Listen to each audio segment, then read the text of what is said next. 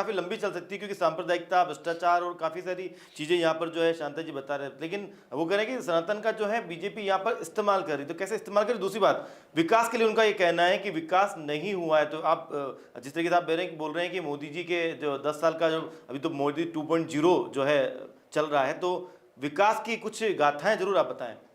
देखिए, सबसे पहले तो मैं आपकी बात का एक ही जवाब देना चाहूँगी कि महिलाएं सुरक्षित नहीं है। ठीक है ना, आपने जो बताया अभी, महिलाएं सुरक्षित नहीं है। आज 1 साल हमारी सरकार को आए यहाँ राजस्थान में हो गए। पिछला आंकड़ा उठा के देखिए और 1 साल का आंकड़ा उठा के आप देखिए, पिछले 5 साल में मतलब आपके जितनी महिलाएं असुरक्षित थी, लोपड़ा केस, यहाँ के आसपास रेप कांड, वो पिछले साल के हैं, पिछले टेन्योर के आपके। इस साल आज भी एक भी बता दो आप, जबकि उन पिछले साल वालों को इस साल सजा हुई है। बाकी आज दिन तक आपके टेन्योर में तो देखो आप, कहीं कहीं कहीं सजा ही नहीं हुई। इतने सारे रेप केस हुए, कहीं कुछ तो कानून बनता है ना उनके लिए भी, कुछ नहीं किया उन्होंने। और अभी देखे लोपड़ा केस में अभी उसको फांसी की सजा हुई है, हुई ना, तो ये भी आप मान ही रहे हैं इस बात को। और उसके बाद विकास के नाम पे आप देख लीजिए, विकास जो मोदी जी 10 साल में जो विकास हुआ है, आज सांप्रदायिक देख लो आप, भले आप अपना देख लो कि अपने सनातन के देख लो, जितने मंदिर आज देख लो आप, अपने अयोध्या का मंदिर देख लो, विश्वनाथ काशी देख लो, आज जो बड़ी है, जो जहाँ पर इतने विकास हुए हैं। आज पुराना 10 साल पहले का काशी देख लो आप, और आज का काशी देख लो, अयोध्या देख लो 10 साल पहले का और आज के अयोध्या देख लो। आज लोग विदेशों से भी अयोध्या और काशी आ रहे हैं।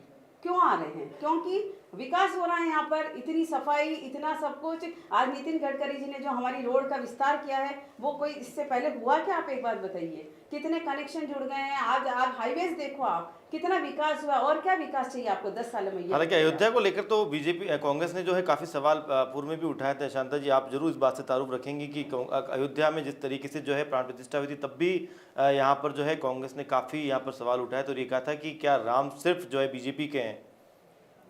ये भी यही कहने वाली बात है कि राम सिर्फ जो है, मैंने आपसे इससे पहले भी कहा, सनातन, आप सनातन जो शब्द इस्तेमाल करते हैं, सनातन हमारे लिए आदरणीय है और सनातन पूजनीय है, उसको इस्तेमाल ना किया जाए।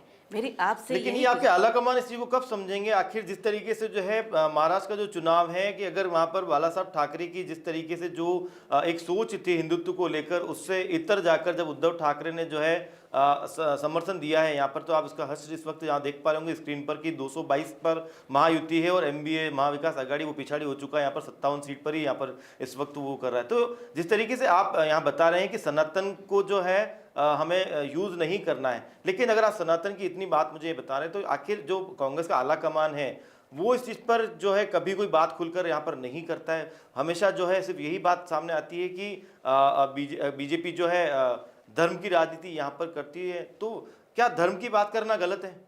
नहीं, देखिए, धर्म की बात करना गलत नहीं है, लेकिन हमारी कांग्रेस पार्टी जो है धर्म के नाम कांग्रेस पे क्यों नहीं करती बात धर्म की? धर्म के नाम पे हमारी कांग्रेस पार्टी कभी लड़ी नहीं है। धर्म हमारा समाज का विषय है। धर्म है ये उस समाज तक रहने दे। धर्म हमारा राष्ट्रीय विषय नहीं है, ये समाज का है। हमारा जो राष्ट्रीय विषय है, हमारा जो सरकार का विषय होना चाहिए, वो विषय होना चाहिए विकास का।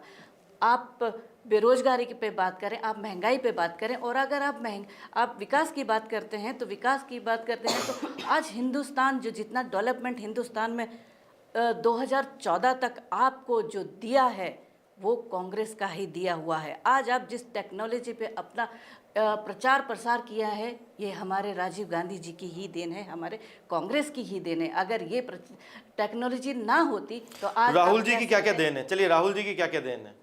देखिए, राहुल जी अभी जो है अपनी पार्टी के लिए मेरी बात पर पिंकी जी को बड़ी हंसी आ गई थी यहाँ पे जब मैंने पूछा कि राहुल जी की क्या क्या देन है। पता नहीं क्यों राहुल जी का नाम लेते ही जो है बीजेपी के लोग जो है काफी खुश हो जाते हैं। फिलहाल शांता जी आप बताएं एक बार, उसके बाद फिर मैं पिंकी जी से भी राहुल जी, क्योंकि राहुल जी अभी जो टक्कर दे रहे हैं मोदी जी को, वो राहुल जी ही दे रहे हैं, इसलिए उनको हंसी आ गई है कि राहुल जी हमारे सबसे बड़े कंपटीटर हैं। तो राहुल जी के बारे में बात करना, आप जो कहते हैं कि राहुल जी के लिए राहुल जी ने क्या किया, राहुल जी ने भारत जोड़ो यात्रा निकाली। क्यों? सांप्रदायिकता इतनी फैल गई है कि कांग्रेस को ये काम करना पड़ा। धर्म से धार्मिक में धर्म की तरह लोगों को जोड़ना पड़ा कि एक इंसान बने। हम सारे हिंदुस्तानी हैं, कोई हिंदू नहीं, मुस्लिम नहीं। जब हम हिंदुस्तान में रहते हैं तो हम हिंदुस्तानी हैं। धार्मिक जो है ये हमारा घर का विषय है, ये हमारा समाज का विषय है, ये हमारा सरकार का विषय नहीं है। इसको सरकार, इसके लिए सरकार को सोचने की ज़रूरत नहीं है। सरकार अगर सोचे तो सरकार सोचे अपने विकास के लिए। हिंदुस्तान में जितनी भी एयरपोर्ट है, रेलवे हैं, इंडस्ट्रीज़ हैं, यूनिवर्सिटीज़ हैं, या फिर जितनी भी आपने देखा होगा कितना भी आपको जो शायद कितना, आप मेरी knowledge बात, भी आप मेरी बात सुन ले प्लीज। नहीं, मैं जितना आपको भी है, आपको जितना भी नॉलेज डेवलप, आपकी बता रही हूँ कि आज एयरपोर्ट देख लो, रेलवे स्टेशन देखो, सभी एयरपोर्ट्स पे काम चल रहा है, रेलवे स्टेशन पे काम चल रहा है। आज ये किसकी सोच है? सरकार की तो सोच है। तो विकास वही तो करा रही है। कौन करा रही है? आप तो कोई भी ये- रेलवे स्टेशन देख लो, आप यदि ट्रेन से सफर कर रहे होंगे तो कोई भी सभी रेलवे स्टेशन पे आप देख लो कि इतना बिल्कुल एयरपोर्ट की तर्ज पे रेलवे स्टेशन बना रहे हैं। तो ये विकास कौन करा रहा है? सरकार ही तो करा रही है। इसलिए कह रही हूँ आपको लैक ऑफ नॉलेज है कि आप ये नहीं समझ पा रहे हैं कि एयरपोर्ट और इनका विकास कौन कर रहा है, रेलवे स्टेशन का विकास कौन कर रहा है। देखिए रेलवे और एयरपोर्ट जो बिके हैं वो किसके बनाए हुए हैं? वो भी कांग्रेस के ही बनाए हुए हैं। आप आज जो हॉस्पिटल्स, यूनिवर्सिटीज़ जो आप सेल कर रहे हैं वो कौन सी, क्या ये जायज़ है? इसका मतलब साफ है कि सरकार जो है हमारी सक्षम नहीं है इन सबको चलाने में। सरकार तो, ये आपका मानना होगा। हम लोग तो जो 10 साल में से सरकार ने जितना काम कराया है, शायद पिछले आपके 60-70 साल में इतना काम नहीं हुआ जितना इस बार सरकार ने कराया है। और आगे और विकास के रोज ही आप देखिए कि हमेशा, चाहे मतलब यूथ के लिए हो, चाहे महिलाओं के लिए हो, चाहे मतलब किसी के भी लिए हो, तो जितना सरकार इतना सोच रही है उतना तो शायद किसी सरकार ने अभी तक सोचा भी नहीं है। देखिए सरकार ने बिल्कुल अगर सोचा है तो आप ये बताइए कि आपकी सरकार राजस्थान में 1 साल से है, लेकिन हमारी जो राजस्थान में सरकार थी, राजस्थान में अशोक गहलोत जी ने जो मेडिकल मॉडल राजस्थान को घोषित किया है, पूरे हिंदुस्तान में माना गया है कि जो चिकित्सा सुविधा अशोक गहलोत जी ने दी है वो हिंदुस्तान में कहीं नहीं है। और आज हर आदमी जो हॉस्पिटल में जाता है वो दुआएं देता है अशोक गहलोत जी को कि उन्होंने जो चिकित्सा सुविधा दी है वो शायद हिंदुस्तान में कहीं किसी को नहीं है। और इतनी सुविधाएं दी तो फिर हारे कैसे, वो ये बताइए। देखिए हारना और जीतना तो नहीं, एक क्यों? जब आप विकास करा रहे हैं, जब इतना डेवलपमेंट आपके इसमें हो रहा है, तो फिर हार तो होनी ही नहीं चाहिए ना। ये तो ये जो है राजस्थान में, चाहे हिमाचल हो, ये कुछ स्टेट ऐसे हैं जहां जनता कभी भी सरकार को रिपीट नहीं करती। तो ये उस वाला ऐसा विषय नहीं, है। ये एक भ्रांति है कि आज कितनी जगह पर सरकार भी रिपीट हुई है, ऐसा नहीं है। जब ये यदि इतना नहीं, डेवलपमेंट अगर होता मेरा तो मेरा वापस मैं भी टोकता हूँ इसमें बीच में कि अगर आपकी योजनाएं सही है, आपकी अगर नीतियाँ सही है, आपकी अगर दिशाएं अगर सही है, तो सरकारें रिपीट होना चाहिए उसी के। बिल्कुल सही और है। अगर सरकार रिपीट नहीं होती है और सरकार बुरी कदर से अगर हारती है तो कहीं कहीं उसमें कमी है। कमी है उसमें कहीं। देखिए सरकार का काम होता है विकास करना, अब उसका रिजल्ट देना काम होता है पब्लिक का। ठीक है, अब पब्लिक जो फैसला देती है वो सभी को तो पब्लिक तो मंजूर है। फैसला वही देगी ना, जब उनका काम ही नहीं हुआ है तो देखिए पब्लिक वही फैसला देती है। मैं इसमें थोड़ा दखल देता हूँ कि सरकार कोई भी अगर योजना लेके आती है तो हर व्यक्ति वो देखता है कि मुझे इससे क्या लाभ मिला। जिस प्रकार चिरंजीव योजना के बारे में आपने बताया, बिजली के बिल के बारे में आपने बताया, कई सारी गहलोत सरकार ने लास्ट में जाते आते 1 साल के अंदर कई सारी योजनाएं लेके आए थे, खाद्यान्न फूड पैकेट्स वाली जो योजनाएं लेके आए थे।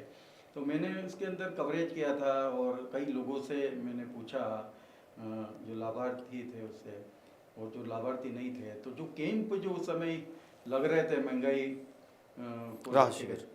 राहत शिविर जी, तो उसमें जितने लोग आ रहे थे उसके अंदर भीड़ जरूर दिख रही थी उसके अंदर, लेकिन उसमें जो लाभार्थी जो थे वो अगर 100 लोग आ रहे थे तो लाभार्थी सिर्फ 15 लोग थे उसके अंदर।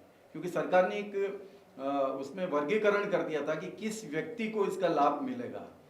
लोग काफ़ी संख्या में पहुंच रहे थे, तो ज़्यादा संख्या में जो लाभ मिला वो जरूर चिकित्सा सेवा जो है उसका जरूर लाभ मिला, और बिजली में जो रियायत देने का है उसके अलावा जो योजनाएं थी वो मुझे नहीं लगता कि उसका लाभ मिला। और जो महंगाई राहत शिविर गहलोत सरकार ने लास्ट के टाइम पे लगाए थे उससे उनको नुकसान हुआ है। कैसे नुकसान हुआ है कि 10 लोग वहाँ बुलाए उनको और उसमें से 3 जनों को लाभ मिला और 7 बिना लाभ के वहाँ से लूटे। बिल्कुल प्रकाश जी, हम थोड़ा सा जो है, मुझे लगता है कि ठीक है आप योजनाओं के बारे में बताएं, क्योंकि बात यहाँ से शुरू हुई थी कि किस तरीके से जो है केंद्र सरकार की और राज्य सरकार की योजनाएं थी, तो आपने उस पर थोड़ा सा प्रकाश डाला है। लेकिन मुझे लगता है कि हम थोड़ा सा जो है चुनाव की यहाँ पर चर्चा कर लेते हैं, क्योंकि महाराष्ट्र और झारखंड और उसके साथ उपचुनाव को लेकर हम यहाँ पर चर्चा करते हैं। शांता जी, अभी यहाँ पर सलुम्बर सीट पर जिस तरीके से जो है शांता मीणा जी की यहाँ पर जीत दर्ज हुई है, लेकिन अब आपको क्या लगता है कि वाकई में जो जीत हुई 1285 वोटों का यहाँ पर अंतर रहा है? हालांकि बीएपी पार्टी यहाँ पर जो है लगभग जीत के करीब ही थी, जिस तरीके से प्रकाश जी यहाँ बता रहे थे कि शायद 16 राउंड, उसके बाद में 20 राउंड तक जो स्थिति बिल्कुल जो है बीएपी पाप पार्टी के पक्ष में थी। आप इसको कितना सही मानते हैं कि क्या वाकई में जो है जो रिजल्ट यहाँ पर आया है उसमें किसी तरीका का जो है कोई दाव पेच फंसा हुआ यहाँ पर नहीं है, और जो बीजेपी की जीत हुई है वो बिल्कुल सही तरीके से हो पाई है यहाँ पर? में देखिए, यहाँ बड़े सोचने वाला विषय है कि एंड में जाके चमत्कार कैसे हो जाता है। शुरू के राउंड्स में जो है वो बाप पार्टी आगे रही और बाप पार्टी ने अच्छी लीड ली, लेकिन एंड में जाके जहाँ काउंटिंग ख़त्म होने वाली है और 1000 वोट्स पे जो है एकदम चमत्कार हो जाता है। ये बड़ा सोचने वाला विषय है। इसमें मैं फिर आपको टोकना चाहूँगी कि जब अमरजी मीणा पिछली बार जब जीते थे तो तब भी 13 पेटी तक तो उनका बिल्कुल माइनस ही चल रहे थे वो, क्योंकि हमको पता है वो जो हमारे मंडल हैं वो हमेशा माइनस में ही रहते हैं। तो इस बार भी वही था और 13 पेटी तक तो वो पिछली बार भी पीछे ही चल रहे थे, फिर जाके उनकी लीड हुई है। तो हम तो श्योर थे कि हमारे लास्ट राउंड है वो बिल्कुल हम जीतेंगे, चाहे हम 1000 वोट से जीते हैं 2000 वोट से जीते, हमको पता है उन मंडलों से हमको जरूर लीड मिलेगी ही मिलेगी।